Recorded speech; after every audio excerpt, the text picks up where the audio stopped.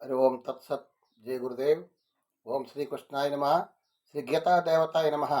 భగవద్గీత 11వ అధ్యాయము విశ్వరూప దర్శన యోగములో అర్జునుడు ఆ దర్శనాన్ని చూస్తూ కృష్ణ పరమాత్మతో ఇలాగంటున్నాడు.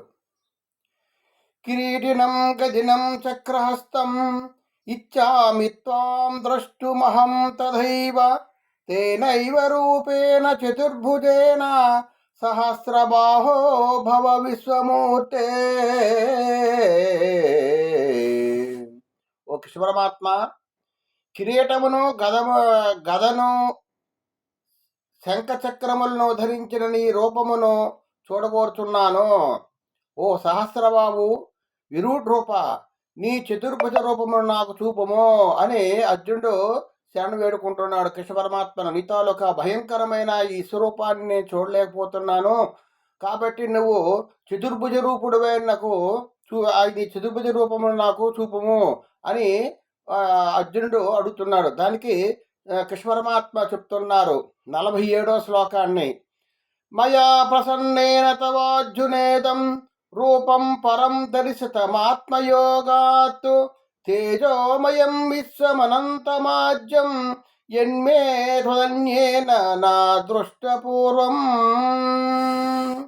శ్రీకృష్ణ భగవానుడు పలుకుతున్నారు, అర్జున, నీపై గల అనుగ్రహమున నా యోగశక్తి ప్రభావంతో నీకు నా విరాట రూపమును ప్రదర్శించిదని. అది మిక్కిలి తేజోమయమైనది, అనంతమైనది, ఆధ్యేయమైనది. నీవు తప్ప ఇంతకుముందు మరి ఎవరినో చూచి ఉండలేదు అని పరమాత్మ చెప్తున్నారు. 48వ శ్లోకాన్ని చూడండి.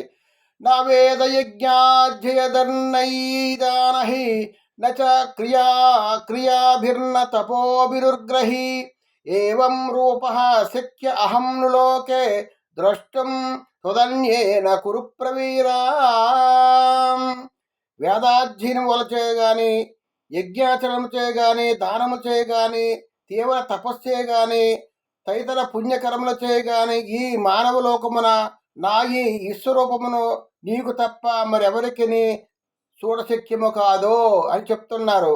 వేదముల వల్ల కానీ, యజ్ఞాదాలు కానీ, దానం వల్ల కానీ, తపస్సు వల్ల కానీ, ఎందుకంటే నువ్వు నా భక్తుడు కాబట్టి భక్తి ద్వారా మాత్రమే నన్ను నువ్వు తెలుసుకోగలవు అని పరమాత్మ అర్జునునికి తెలియజేస్తున్నారు. కాబట్టి మనం పరమాత్మ యందు మనసు నిలిపి పరమాత్మ యందు ధ్యానిస్తూ ఆయన తెలుసుకోవడానికి మనం ప్రయత్నం చేయాలి.